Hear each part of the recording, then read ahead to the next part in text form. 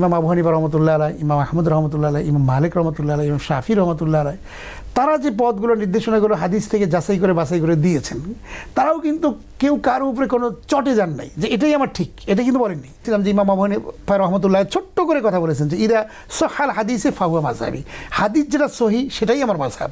ইমাম মালিক রহমতুল্লাহ আলাইহি তিনি বলেছেন ইন্নামা আনা বাশারুন উখতি ওয়া উসিবু ফানজুরু ফি রা'বি ফাকুল্লু মা ওয়াফাকাল কিতাবা ওয়াস সুন্নাতা ফাখুযুহু ওয়া কুল্লু মা ইউআফিকুল কিতাবা ওয়াস সুন্নাতা ফাতরুকু। দেখেন কত সুন্দর কথা। ইমাম মালিক রহমতুল্লাহ আলাইহি বলেছেন যে আমি একজন মানুষ, নিছক একজন মানুষ ছাড়া কিছুই না। আমি শুদ্ধ করি, আমি ভুলও করি। তোমরা যখন আমাকে নিয়ে গবেষণা করবে, চিন্তা করবে, তখন তোমরা হাদিস অনুযায়ী তোমরা সেটা চিন্তা করবে। আমার মধ্যে যদি কোনো গরমিল দেখতে পাও তাহলে তোমরা হাদিস অনুযায়ী আমল করিও এবং সহি যে জিনিসটা তোমরা পেয়ে যাবে সেটাকে তোমরা অনুসরণ করবে। ইমাম শাফি রহমতুল্লাহ আলাইহির দিকে তাকাই, তিনি বলেছেন ইদা রাআইতু কালামি বিখিলাফিল হাদিস ফা'মালু বিল হাদিস ওয়াদরিবু বিকালামিল হাইত। তিনি বলেছেন যে যখন তোমরা দেখবে হাদিস অনুযায়ী আমার বর্ণনা আছে, সেটার সাথে মিল আছে, তোমরা সেটাকে গ্রহণ করবে। কিন্তু যদি গরমিল দেখতে পাও তাহলে সে ওয়াদরিবু, সেটাকে দেয়ালে ছুঁড়ে মারো এবং হাদিসটা তোমরা মেনে চলো। কত সুন্দর কথা। ইমাম আহমদ ইবনে হাম্বল রহমতুল্লাহ আলাইহি বলেছেন যে হানাফি, শাফি, সাউরি, মাযহাবি যত কিছুই তোমরা দেখো না কেন, সমস্ত কিছুর ঊর্ধ্বে তোমরা হাদিসটাকে অনুসরণ করবে। ইসলামের যে ভিন্নতা, মাসালাগত ভিন্নতা, এটা কেন হয়? আর মাসালাগত ভিন্নতা যদি থাকে, আমরা মুসলিম হিসেবে আমাদের করণীয় কি? চলুন সম্মানিত অতিথির কাছ থেকে আমরা এই বিষয় নিয়ে বিস্তারিত শুনে আসি। বিভিন্ন রকম মত এবং পথের অবস্থান, মানে সঠিক কোনটা, সাধারণ যারা মানুষ তারা অনেক সময় বুঝতে সমস্যা হয়ে যায় যে ইসলাম তো ধর্ম একটাই, দিন একটা, ইন্নাদ-দীনা ইনদাল্লাহিল ইসলাম। আল্লাহ তাআলা তো কমপ্লিট করে দিয়েছেন আল-ইয়াওমা আকমালতু লাকুম দীনাকুম ওয়া আতমামতু আলাইকুম নি'মাতি ওয়া রাদিতু লাকুমুল ইসলাম দীনা। তো বিদায় হজের ভাষণের মাধ্যমে এটি কমপ্লিট, পূর্ণাঙ্গ করে দেওয়া হয়েছে। তাহলে আর তো কোনো মতানৈক্য থাকার কথা না। ইসলামের মূল বিষয় নিয়ে কিন্তু কোনো মতবিরোধ নেই। যেমন ফরজ নামাজের ক্ষেত্রে কোনো মতবিরোধ নেই। কেউ বলে না যে জুমার নামাজ সুন্নত, জি, সবাই কিন্তু আমাদের দেশে জুমার নামাজ ফরজ হিসেবেই জানে। কেউ বলে না যে নামাজ 6 ওয়াক্ত, কেউ 1 ওয়াক্ত বেশি পড়ে না, 5 ওয়াক্ত নামাজই কিন্তু বলে। কিন্তু দেখা যাচ্ছে তাহলে পার্থক্যটা কোথায়? পার্থক্যটা সাধারণ এই হাত বাঁধা নিয়ে হয়তো বা কেউ এখানে বাঁধা, এখানে বাঁধা, এখানে বাঁধা। এটি আসলে এটা ইসলামের একটা বিউটিও হতে পারে। নিঃসন্দেহে ইসলামটা একটা সৌন্দর্য। বিভিন্ন রকম একটা অপশন দেওয়া থাকে, সেই অপশনগুলোর যেটা কেউ ইচ্ছা করলে পালন করতে পারে, ইচ্ছা না করলে করলো না। কিন্তু মূল বিষয়ের ক্ষেত্রে কোনো আপোষ নেই। হাদিসের ক্ষেত্রে আমরা দেখতে পাই যে হাদিস যেটা সহি সেটাই কিন্তু আসলে গ্রহণ করা উচিত। আর সেই যুগে হযরত ইমাম বুখারী রহমতুল্লাহ আলাইহি, যেমন সিয়াসিত্তার 6 জন যেন বিখ্যাত হাদিস গ্রন্থকার, তারা কিন্তু হাদিস বর্ণনা করেছেন আমাদের মতো এত সহজে তারা পান নাই।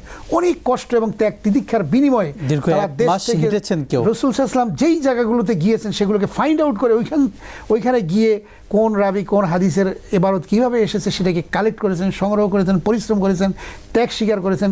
সেই রাবিটা কতটুকুন বিশুদ্ধ সেই জিনিসগুলো কিন্তু অনেক আমাদের যাচাই বাছাই করার একটা প্রয়োজন পড়ে যায় অনেক সময়।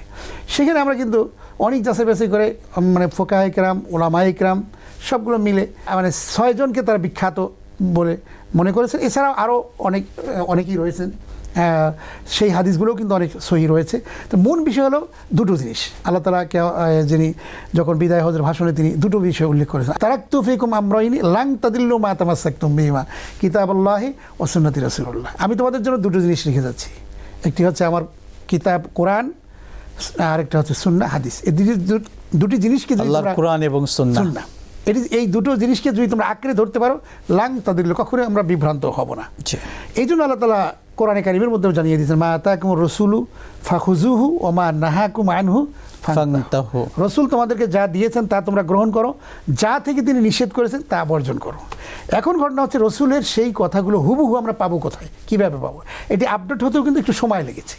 তো যেমন আমাদের 4 ইমাম, ইমাম আবু হানিফা রহমতুল্লাহ আলাইহি, ইমাম আহমদ রহমতুল্লাহ আলাইহি, ইমাম মালিক রহমতুল্লাহ আলাইহি, ইমাম শাফি রহমতুল্লাহ আলাইহি, তারা যে পথগুলো নির্দেশনাগুলো হাদিস থেকে যাচাই করে বাছাই করে দিয়েছেন, তারাও কিন্তু কেউ কারো উপরে কোনো চটে যান নাই যে এটাই আমার ঠিক, এটা কিন্তু বলেননি।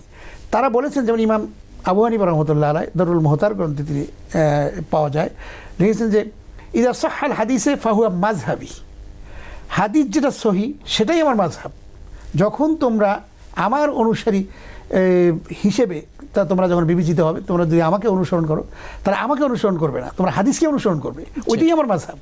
আমরা অনেক সময় হোপলেস হয়ে যাই, হতাশ হয়ে যাই যে আমরা এখানে হাত বাঁধবো না, কোথায় হাত বাঁধবো না, কোথায় কি করবো, এই নিয়ে কিন্তু আমরা এক হুজুর এটা বলে, অন্য হুজুর এটা বলে, আমি দল্লিন বলবো না জল্লিন বলবো না, এক হুজুর এটা বলতেছে ওইটা কাফের, ওইটা মুশরিক, নানান রকম ফতোয়াবাজি করতে করতে আমাদের কিন্তু অস্তিত্ব আমাদের বিলীন হয়ে যাচ্ছে।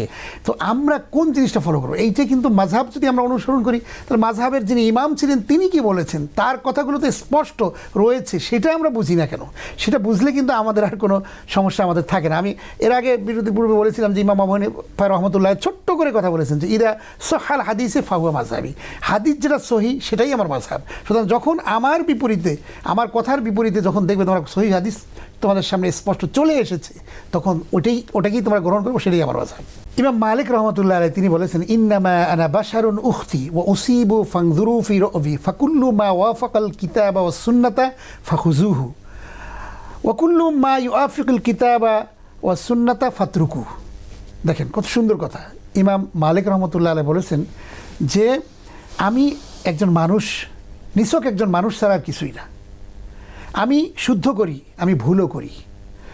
তোমরা যখন আমাকে নিয়ে গবেষণা করবে, চিন্তা করবে, তখন তোমরা হাদিস অনুযায়ী তোমরা সেটা চিন্তা করবে। আমার মধ্যে যদি কোনো গরমিল দেখতে পাও, তাহলে তোমরা হাদিস অনুযায়ী আমল করিও এবং সহি যে জিনিসটা তোমরা পেয়ে যাবে সেটাকে তোমরা অনুসরণ করবে। সুবহানাল্লাহ। আমরা যদি ইমাম শাফি রহমতুল্লাহ আলাইহির দিকে তাকাই, তিনি বলেছেন ইদা রাআইতু কালামি বিখিলাফিল হাদিস ফা'মালু বিল হাদিস ওয়াদরিবু বিকালামিল হাইত। তিনি বলেছেন যখন তোমরা দেখবে হাদিস অনুযায়ী আমার বর্ণনা আছে, সেটার সাথে মিল আছে, তোমরা সেটাকে গ্রহণ করবে। কিন্তু যদি গরমিল দেখতে পাও, তাহলে সে ওয়াদরিবু, সেটাকে দেয়ালে ছুঁড়ে মারো এবং হাদিসটা তোমরা মেনে চলো। কত সুন্দর কথা।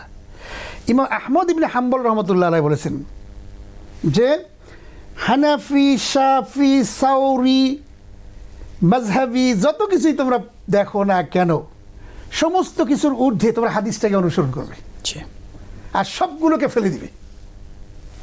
সুবহানাল্লাহ। তাহলে আমাদের মূল বিষয় হচ্ছে হাদিস। এখন আপডেট হয়ে গেছে, সারা দুনিয়ায় হাদিস নিয়ে গবেষণা চলতেছে, রিসার্চ হচ্ছে।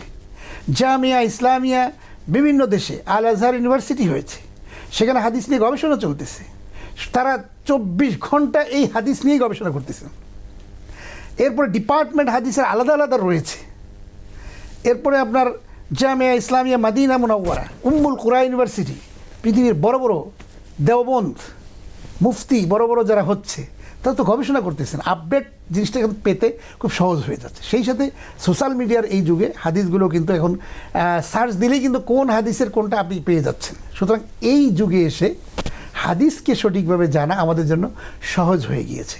এজন্যই যারা মনে করেন বিভিন্ন, আমাদের ডাক্তার যখন এলাকায় থাকে, আমি যখন রুগী, আমাকে চিকিৎসা নিতে হবে, এত এত ডাক্তার, এখন আমি কোথায় চিকিৎসা করবো? চিকিৎসাই করবো না, এত মত এত পথ কেন, তাই না? এটা যেমন একটা বোকামির পরিচয়, ঠিক তেমনি ইসলামের মধ্যে বিভিন্ন মতামত থাকতেই পারে। মূল বিষয়ে কিন্তু কোনো মতামত নেই, মূল বিষয়ের মধ্যে সবাই একমত। আল্লাহ রাব্বুল আলামিন আমাদের সকলকে বোঝার তৌফিক দান করুন।